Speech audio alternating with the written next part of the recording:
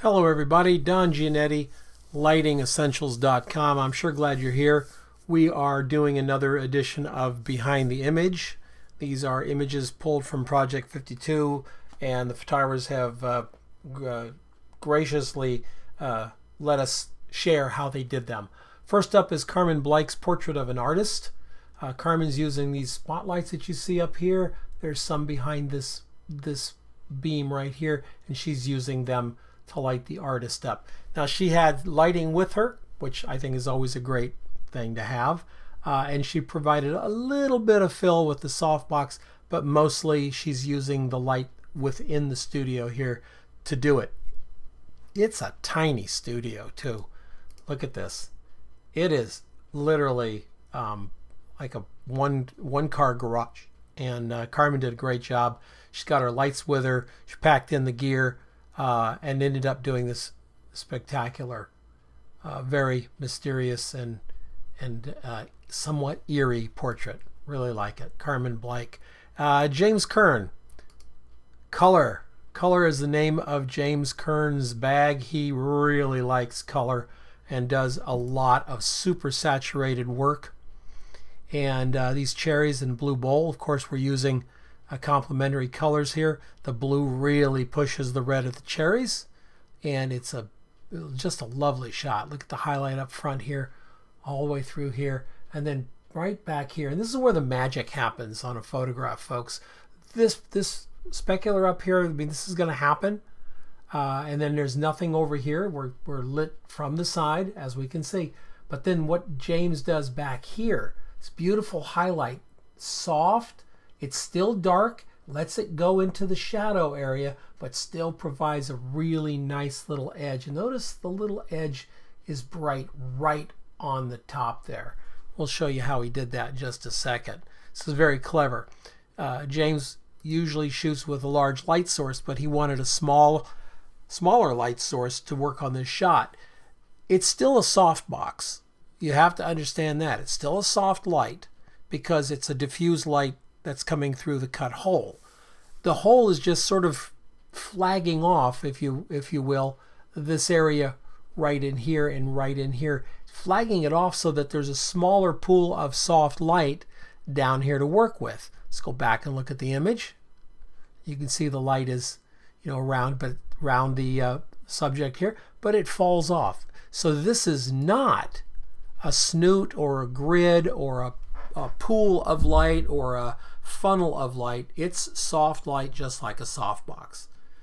Behind the shot, we've got the white card for bounce, and we also have a strip light that's 2/3 flagged off by the white card and just a little peeking over the top. And it's not turned up very high either, because when you look at the cherries, it's not really terribly bright, but it just pops that white card to just a little bit more, and very, very subtle use of light by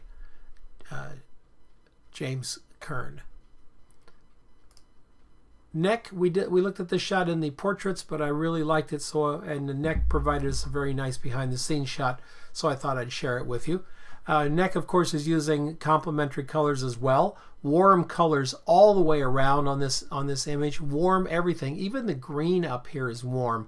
And then the light on the subject is nice and slightly cooled off, and the subject's in blue. So again, complementary colors really makes the image stand out, and there's no doubt in your mind who the subject is. So very clever. Notice how these are lit from the bottom. I'll show you what's going on with that right here. Next, got a little octabox up here, a little small softbox coming right down on the subject, and there's another light. You can see it right there. If I can get that mouse to get big. Yeah, right there. Coming up onto this wall here. She just wanted to change up the way those utensils looked. Instead of lighting them from the bottom or the side, just change it up, and we go back to the shot, and you can see that it does add a lot of dimension to them. If this bottom of this pail is a little too hot for some art directors, I'm sure they can easily fix that, no problem. Richard Novick has The Musician. probably sleeping on a buddy's couch, because that's what musicians do. It's built into the DNA. And a very simple but effective lighting using a little speed box up here, which is a parabolic soft box, and a bounce umbrella with the black on the back, so it's not spreading everywhere. It's just bouncing just a little bit back in for fill. Go back to the musician and you'll see that the fill is very slight, but it really does open up the shadows all the way through here, the back of the music and everything, and lets the softbox do its magic up on the arms and the face.